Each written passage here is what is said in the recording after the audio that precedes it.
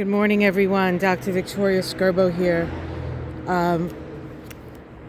talking about the astrology of Wednesday, January 20th. The moon starts the day in Aries and shifts into Taurus at 1:57 p.m. On the east coast of the U.S. So that means for the inauguration, the moon is in the last degree of Aries. That last degree of Aries is very potent and powerful. The last degree of Aries was the degree when Mars moved out of his shadow and then moved into Taurus. That occurred on the 6th of January when we had the insurrection here in the United States. And so that energy sort of is a present, I guess ever-present danger, we could call it. And then, of course, today, Mars makes its biennial, every 2 years, conjunction to Uranus at, I believe it's 6 degrees of Aquarius. This occurs around 3 o'clock in the afternoon, I think 2 something maybe, or 3 something on the east coast of the U.S. So it occurs after the inauguration, which officially is supposed to happen at noon today. We have a trine between the,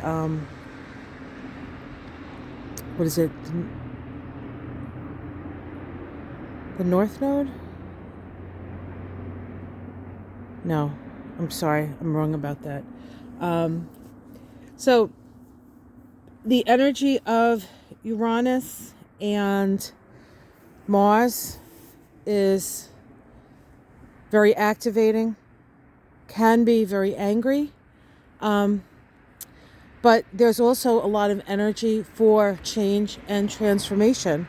So we can, if we go along with that change and transformation, which it sounds like the Biden administration is ready to do a really profound shakeup, especially around resources, Taurus, then this conjunction, which will be as in the chart of the inauguration, is also in the chart of the presidency of Joe Biden and Kamala Harris, their first term.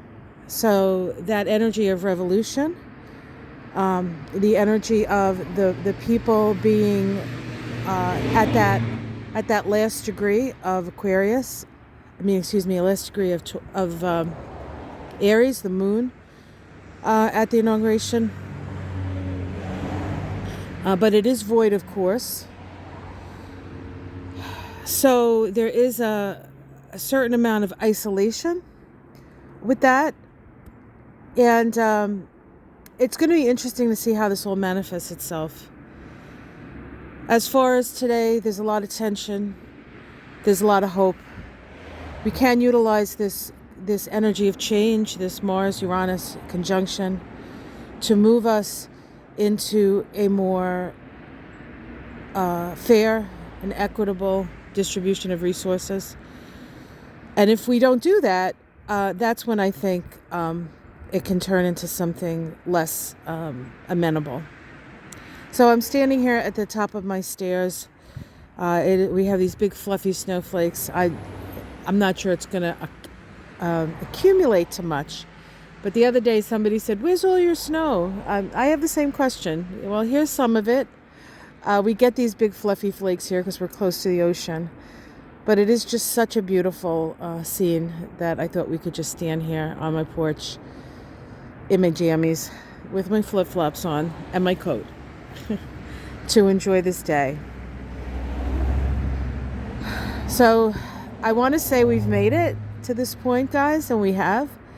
Still a ways to go, still a couple of hours before the deal is sealed, as it were. Donald Trump has left Washington. Amen, amen.